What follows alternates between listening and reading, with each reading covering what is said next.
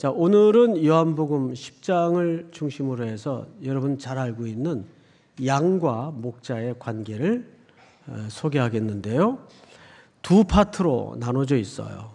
오늘 본문에서는 양과 목자의 비유를 통해 예수님이 팩트를 말씀하셨는데 6절에 보니까 바리새인들이 이걸 못 알아들어요.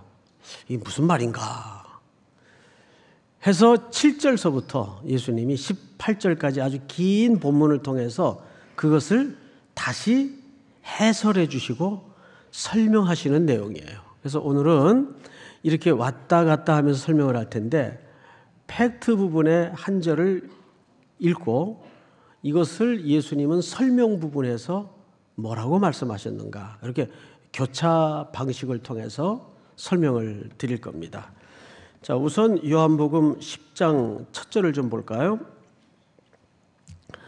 내가 진실로 너희에게 이르노니 문을 통하여 양의 우리에 들어가지 아니하고 다른 데로 넘어가는 사람들을 뭐라고 여기 표현되어 있어요?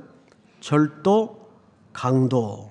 그리고 2절을 한번 같이 읽읍시다. 시작. 문으로 들어가는 이는 양의 목자라. 당연히 여기 양의 목자는 예수님을 말합니다. 예수님은 양이 자기 양이니까 도둑처럼 담을 놓을 이유가 없고 어디로 들어가신다고 돼 있어요? 문으로 들어가신다고 돼 있어요. 그래서 나는 양의 목자라 이렇게 돼 있습니다.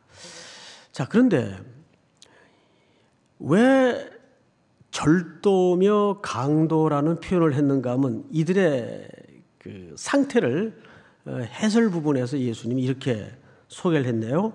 11절로 가보면 이제 해설 부분입니다. 나는 선한 목자라. 선한 목자는 양들을 위하여 목숨을 버리거니와. 12절 시작. 삭고는 목자가 아니요 양도 제 양이 아니라 이리가 오는 것을 보면 양을 버리고 달아나니 이리가 양을 물어가고 또 해치느니라. 네, 예수님은 자신을 가르쳐서 나는 선한 목자라고 소개합니다. 근데 선한 목자와 대비돼서 강도며 절도는 와서 양들을 죽이고 빼앗아 해치고 하는 역할을 해요. 자, 그런데 여기에 이제 삭군이라는 표현이 등장을 하죠.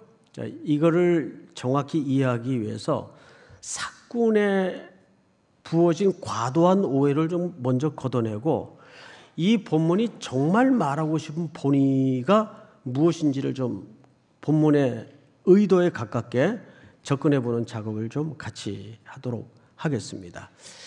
유대인들은 어느 집에서나 10마리 안팎의 양들을 다 키워요.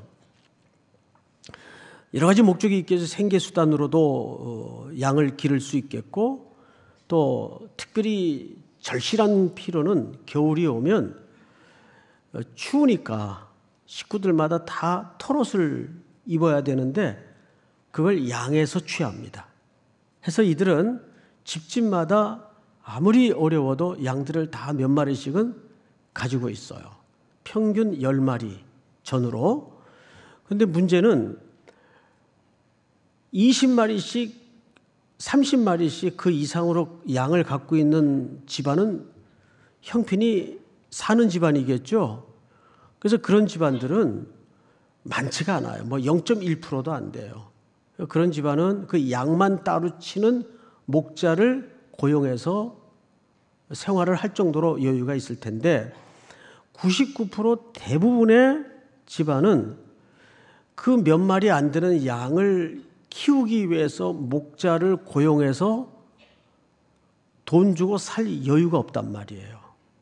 근데 양들은 키워야 되고 어떡하나 하다가 공동체를 워낙 중요하게 여기는 이 문화 관습 때문에 이들이 마을 주변에다가 공동 우리를 만듭니다.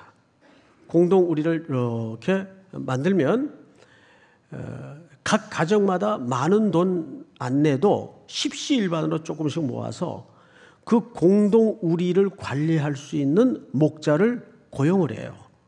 그럼 이 사람은 두 가지 역할을 합니다. 공동 우리를 관리하고 그 우리 안에 들어오는 양떼들을 지키면 돼요. 자, 그런데 이들에게는 항상 세 가지 위험이 외부로부터 상존합니다. 첫째는 밤이 되면 이 양떼를 훔치러 노리는 도둑들이 있어요.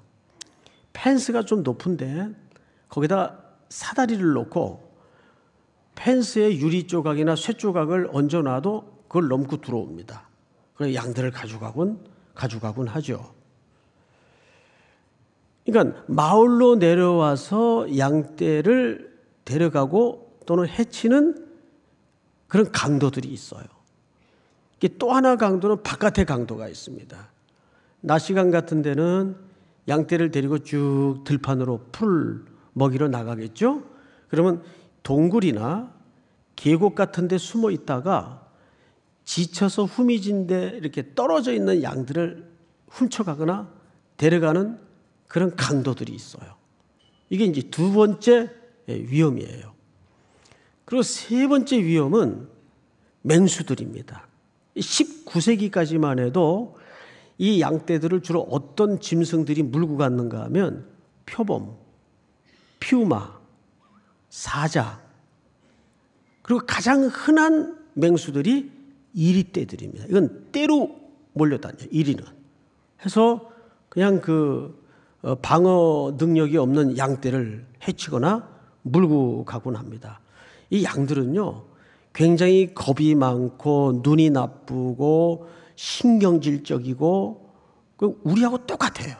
예. 그런 이제 양의 특성을 갖고 있습니다. 이렇게 세 가지 외부로부터의 공격에 항상 노출되어 있기 때문에 그렇게 공동 우리를 만들어서 목자를 고용해서 그걸 지키도록 하는 겁니다. 자, 그런데 성경을 보시면 12절을 보세요. 삭구는 목자가 아니요 양도 제 양이 아니라 이리가 오는 것을 보면 양을 버리고 달아나나니 이리가 양을 물고 가고 또 해치느니라. 앞을 잠깐 보실까요? 이 삭군에 대해서 우리가 좀 과도한 오해를 걷어내겠습니다. 이 당시 이스라엘 사람들의 생활상을 상세하게 담은 미슈나라는 책이 있어요. 미슈나. 이 미슈나는 성경을 또 이해하는 데 굉장히 도움이 되는 교재입니다. 그런데 이 미슈나에 보면 어떤 내용이 있는가 하면 삭군에 대해서 이런 설명을 합니다. 삭군은 말 그대로 돈을 주고 돈 때문에 고용이 된 사람들이에요. 이때 어떤 마을에 관례가 있는가 하니 이 목자가 양을 지키다가 이리 때가 오면 한 마리까지는 방어를 해요. 그런데 이게 두 마리, 세 마리가 되면 양이 중요합니까? 자기 생명이 중요합니까? 정직하게 대답하세요. 그래도 양이 중요해요? 그런 법이 어디 있어요? 다시 양이 중요합니까? 자기 생명이 중요합니까? 자기 생명이 중요하죠. 그래서 두 마리 이상 방어할 수 없을 경우가 발생할 때는 그냥 도망가도록 돼 있어요. 그래도 그에게 그를 고용한 마을 사람들이 손실에 대한 책임이나 양의 피해에 대한 책임을 변상하지 않아도 되는 문화적 관례가 있습니다. 왜? 목숨이 더 중요하니까. 그러니까 여긴 너무 이런 싹군 같은 놈 이렇게 하는 것은 우리의 너무 지나친 과도한 편견 때문에 그래요. 정확하게 싹군은 고용된 계약된 사람이에요. 그래서 자기가 감당해야 될 분복이 넘어갈 경우에는 자기 목숨이 소중해야 되니까 그게 정상이고, 도망가도 마을 공동체에 그를 고용했던 사람들은 그에게 어떤 책임도 못 묻도록 되어 있습니다. 그게 마을의 이 양을 치는 사회의 관습이에요. 그러면 여기서 과연 싹구는 이건 못된 인간, 여기에 초점이 있을까요? 거기에 초점이 있질 않아요. 이것은 그 당시에 평범한 문화였어요. 근데 그 앞에 초점이 있어요. 11절 제가 읽습니다. 나는 선한 목자라 선한 목자는 양들을 위하여 뭘 버리거니와? 여러분 생각해 보세요. 이것도 정직하게 한번 생각을 하셔야 돼요. 집에 키우는 개가 참 이뻐. 요즘 뭐 개가 거의 가족 아니에요? 그래도 그 개를 위해서 자기 목숨을 버릴 수 있어요? 가능해요? 아무리 개가 이뻐도 개를 위해서 목숨을 버린다는 건 그건 아니죠. 저희 집에 이제 사남매가 있는데 막내가 지금 저기 전주에서 목회를 합니다. 근데 이 친구는 개를 너무 이뻐해요. 근데 잊을 수 없는 편지 하나가 얘가 군대 가서 집에 처음 편지를 보내는데 제일 윗줄에 집안에 루비는 잘 있는지요? 집에 나도 있었어요. 나도. 우리 어머니도 있었고. 그만큼 개를 사랑하고 좋아해요. 근데 저는 그 당시 요즘 안 먹지만은 그 당시에 먹는 것 쪽으로 좋아했어요. 그리고 이렇게 뭐 애완견 키우는 게 싫어가지고 오며 가며 그냥 툭툭 발로 차면서 다녔어요. 들어가 그러고. 그래서 저만 저 골목에 떴다 하면 얘가 꼬랑지를 딱 내리고 개집의 구석에 들어가서 절대 안 나와요. 그런데 신기하죠? 동생이 골목에 떴다 하면 막 대문에서 뒹굴고 미쳐요. 너무 좋아가지고. 이야, 아무리 사람도 그렇게 반가워할까? 그러니까 그렇게 정이 들면 진짜 감동스럽더라고요. 텅 빈 집에 그래도 짐승이지만 자기를 맞아줄 애완견이 있다는 거는 요즘 그 1인 가족 시대의 이게 트렌드 아닙니까? 그래도! 내가 왜 흥분을 하지? 그래도 그 개를 위해서 목숨을 내놓을 수 있어요? 그런 경우는 없어요. 그런 경우는. 개가 사람을 구했다는 얘기는 들어봤어요. 그런데 여기 지금 이 미물에 불과한 양떼를 위해서 목자가 나는 선한 목자라 목숨을 버리노라. 그러니까 이거는 어디에 초점이 있는 본문인가 하면 삭구는 얘는 정상이에요. 그렇게 나쁜 놈도 아니고. 왜? 싹 때문에 고용돼서 싹 때문에 일하는 사람인데 목숨이 중요하지. 양떼를 위해서 왜 목숨을 버려요? 그걸 너무 그렇게 심하게 매도하면 안 돼요. 문제는 이 미물 같은 우리는 다 양 같아서 그릇 행하여 제 길로 갔거늘. 우리 같은 죄인들을 찾아서 하나님이신 아드님이 양의 모습으로 이 땅에 오셔서 십자가에 우리를 대신해서 죽으신 이해할 수 없는 과분한 사랑을 강조하는 거예요. 여기는 싹은 나쁜 놈이라는데 초점이 있는 게 아니고. 자, 우리 여기서 한 가지 이상한 게 있어요. 분명히 2절에서 문으로 들어가는 이는 양의 뭐라 그랬죠? 목자라 그랬어요. 근데 7절을 읽어보세요. 7절 다 같이 시작.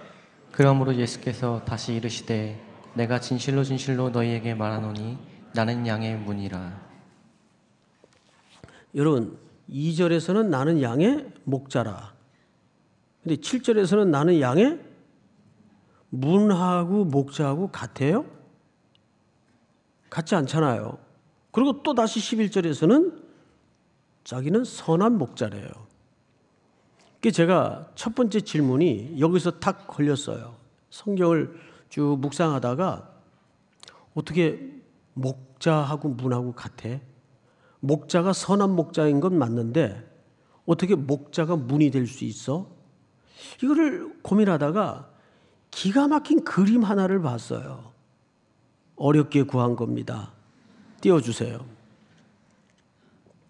이게 유대인들의 마을에 설치된 공동 우리예요. 안에 양떼들이 풀을 뜯고 있죠. 근데 저 문쯤 보시면 목자가 지팡이를 딱 짚고 문 가로막고 어떻게 있어요? 어떻게 있어요? 밤새 저러고 지켜요. 자, 이 그림 딱 보니까 나는 양의 목자라, 나는 문이라 이해가 돼야 안 돼요? 이 그림보다 더 정확히 설명 가능할까요? 그 예수님은 우리의 목숨을 안보하고 지켜주기 위한 목자로 양으로 오셨어요. 목자로 문으로 오셨어요. 문으로. 자, 그런데 성경 본문 하나를 우리가 좀 참고해서 보도록 하십시다. 이 예고가 이미 구약에 어떻게 예고되었나? 그 피를 양을 먹을 집 좌우 문설주와 임방에 바르고, 다음 절 다 같이 읽습니다. 시작.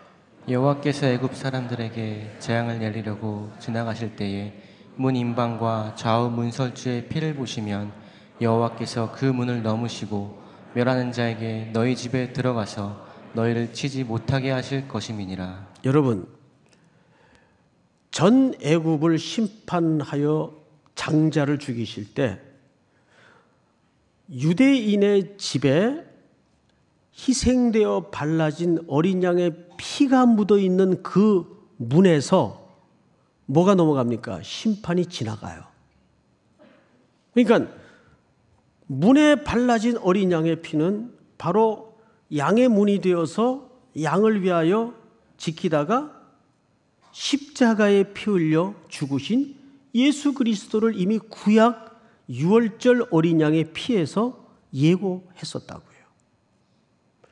그대로 주님은 하나님의 아들이시지만 우리처럼 양의 몸을 입으시고 오셔서, 사람의 몸을 입으시고 오셔서 스스로 어린 양이 되어 십자가에 죽으신 사건이에요. 그래서 예수님은 선한 목자이면서 동시에 뭡니까? 동시에 양의 문이 되시는 거예요. 그래서 그분으로만 구원이 이루어지도록 역사는 설계되어 있죠. 그러니까 요한복음 10장의 이야기는 단순히 그분을 잘 따라다니면 풍성한 꼴을 먹고 안전하고 이런 이야기가 아니라 그 이야기를 훨씬 뛰어넘는 예수 그리스도는 왜 사람의 몸을 입고 오셔서 우리의 죄를 다 짊어지시고 십자가에 피 흘려 구원의 문에 피를 발라주셨는가, 그거를 우리에게 설명하고 있는 겁니다. 자, 다시 3절로 가서 이렇게 설명이 됩니다. 문지기는 그를 위하여 문을 열고 양은 그의 음성을 듣나니 그가 자기 양의 이름을 각각 불러 인도하여 내느니라. 4절 시작. 자기 양을 다 내놓은 후에 앞서가면 양들이 그의 음성을 아는 고로 따라오되 타인의 음성은 알지 못하는 거로 타인을 따르지 아니하고 도리어 도망하느니라. 이렇게 되어 있어요.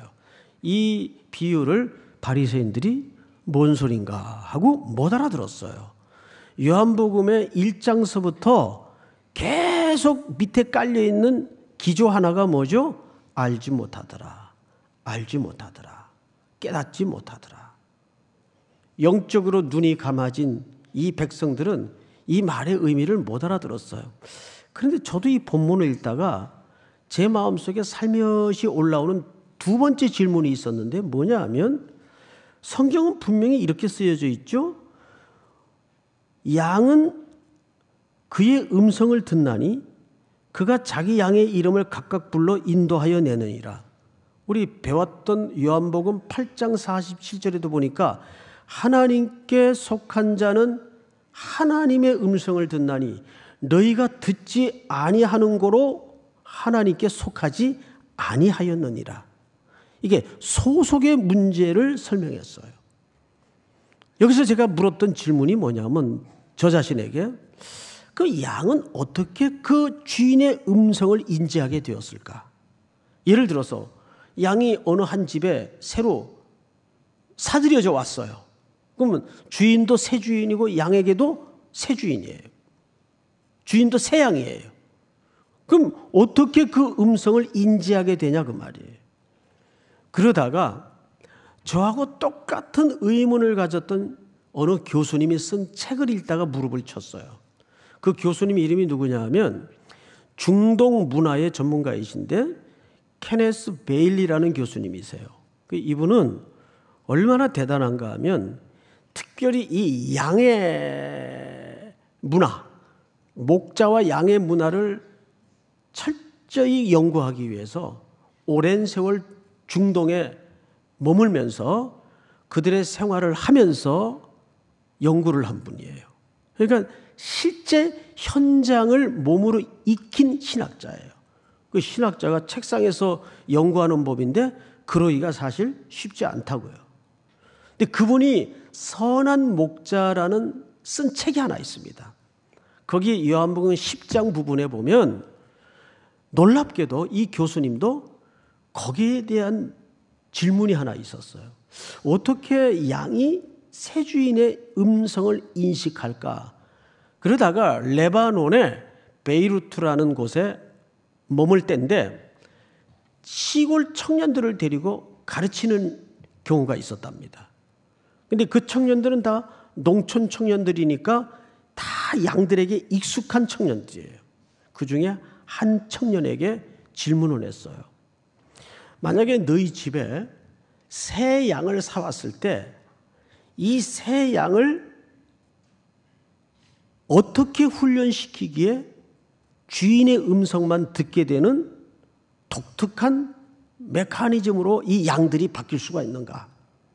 그랬더니 뜻밖의 이 청년들이 오랜 역사 전부터 조상들에게 물려진 자기들 독특한 문화 하나를 소개하더라는 겁니다. 그 이야기를 그 책에다 써놓은 거예요. 제가 그 이야기를 읽다가 깜짝 놀랐어요.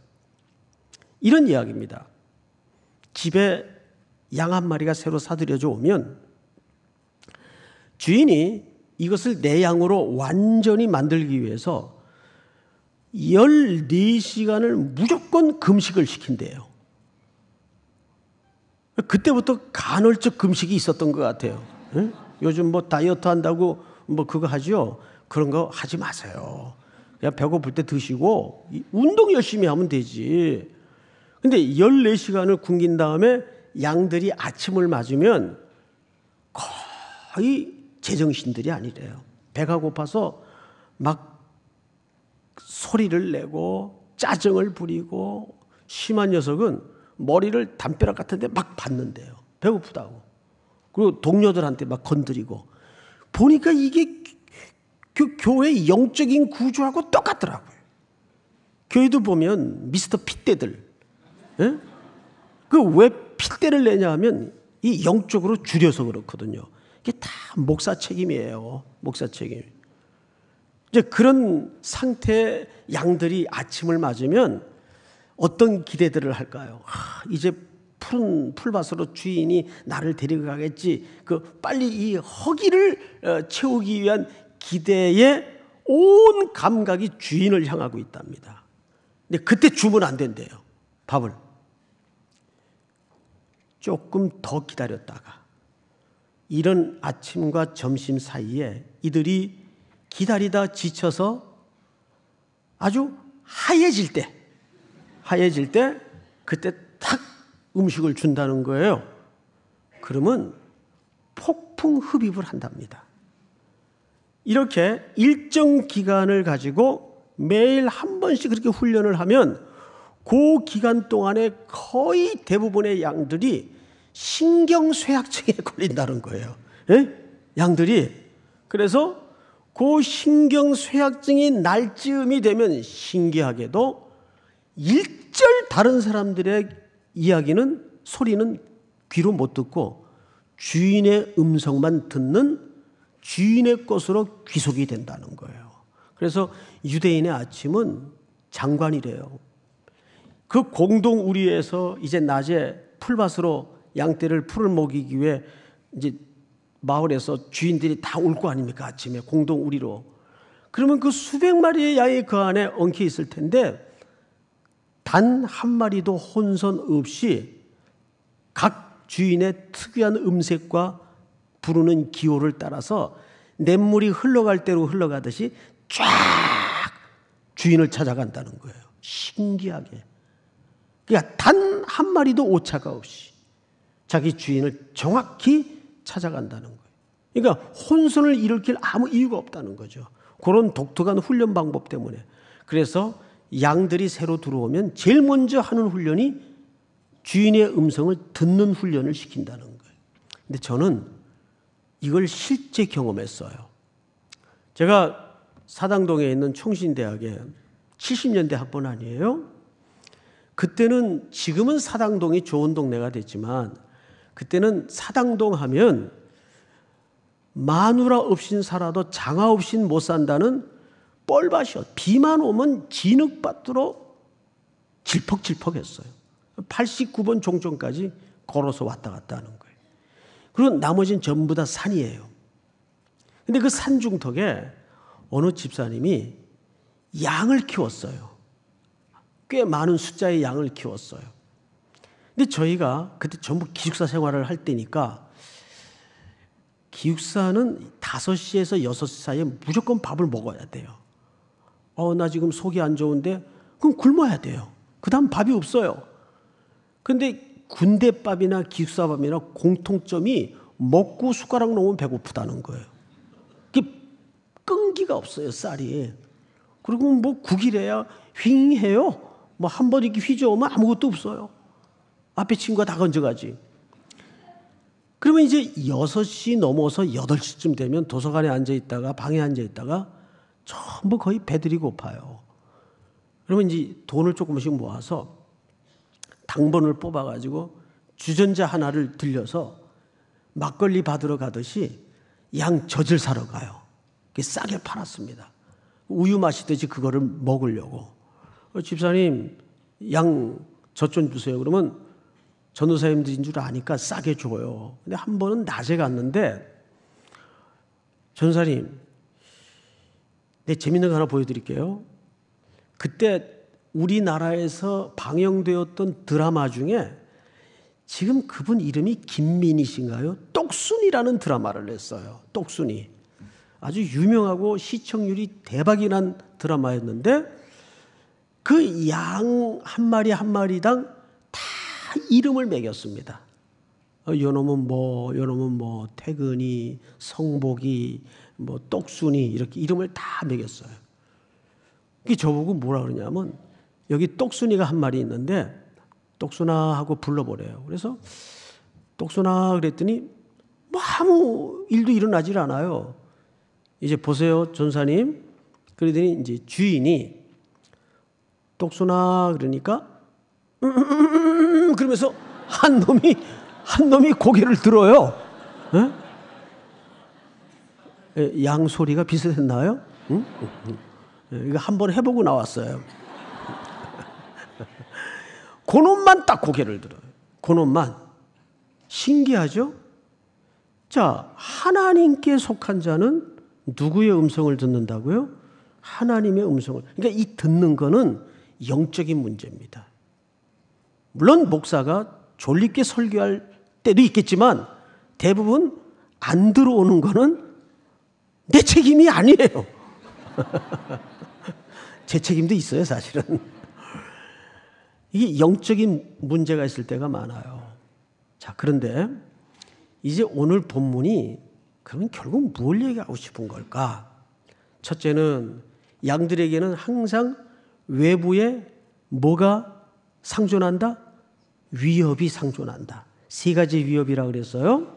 두 번째는 사꾼에게 초점이 있는 게 아니라 과분한 사랑으로 양을 위하여 목숨을 버려주신 6월절 어린 양의 죽음에 초점이 있다고 말씀을 드렸어요. 자, 그러면 이 본문이 향하고 싶은 결론이 과연 뭘까? 우리 16절을 다 같이 한번 읽겠습니다. 16절 다 같이 시작. 또 이 우리에 들지 아니한 다른 양들이 내게 있어 내가 인도하여야 할 터이니 그들도 내 음성을 듣고 한 무리가 되어 한 목자에게 있으리라. 여러분, 이 16절은 결국 예수 그리스도께서 이 땅에 오셔서 우리를 위해 목숨을 내어주신 선한 목자가 되신 중요한 이유를 여기다 다 담아내고 있어요. 제가 다시 한번 끊어서 읽어드릴 테니까 귀로 눈으로 확인해 보시기 바랍니다. 또 이 우리에 들지 아니한 다른 양들이 내게 있어. 자, 앞을 보세요. 그럼 이 양은 어디가 있는 양이에요? 아직도 구원의 숫자에 들어오지 못한 양들을 얘기합니다. 지금도 땅 끝에서 사망의 냄새를 풍기면서 복음을 듣지 못한 채 죽어가는. 여러분, 아까도 개 얘기를 했지만 요즘은 집에 고양이 한 마리, 개 한 마리만 나가도 현상금 써붙이고 난리가 나요. 동네가, 아파트가 난리가 나요. 그런데 아직도 이 우리에 들어오지 않는 잃어버린 하나님의 가족이 있어요. 그 가족은 누구의 가족입니까? 곧 내 가족이기도 해요. 우리가 선교 때마다 이 심령이 내 속에 부흥이 돼야 돼요. 이게 회복이 돼야 돼요. 아직도 하나님이 가슴을 태워가며 돌아오기를 기다리고 찾고 있는 하나님의 아들, 딸들이 있는데 곧 그 아들, 딸들은 나와 한 몸이에요. 그런데 우리의 가슴이 덤덤하다면 그건 문제 있는 거죠. 여러분, 선교라는 것은 그런 긴박성과 그런 절박한 마음을 갖지 않으면 떠날 수 없는 길입니다. 제가 요즘 강조하는 바가 뭐죠? 선교는 교회가 존재하는 양식이면서 우리가 살아가야 되는 이유입니다. 믿습니까? 이것이 우리 생의 목적이에요. 우리는 하나님의 잃어버린 영혼들을 위해서 길 떠나는 길손들입니다. 그래서 우리의 삶은 늘 길 위에 있어야 돼요.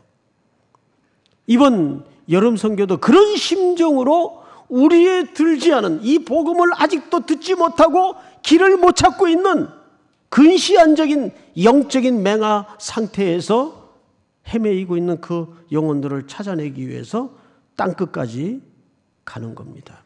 그리고 성경을 마저 읽어보십시다. 다른 양들이 내게 있어 내가 인도하여야 할 터이니 그들도 내 음성을 듣고 한 무리가 되어 한 목자에게 있으리라. 이 마지막 과업을 누구에게 부탁하는 거죠? 여러분, 요한복음 21장이 어떻게 끝이 납니까? 네가 나를 사랑하느냐?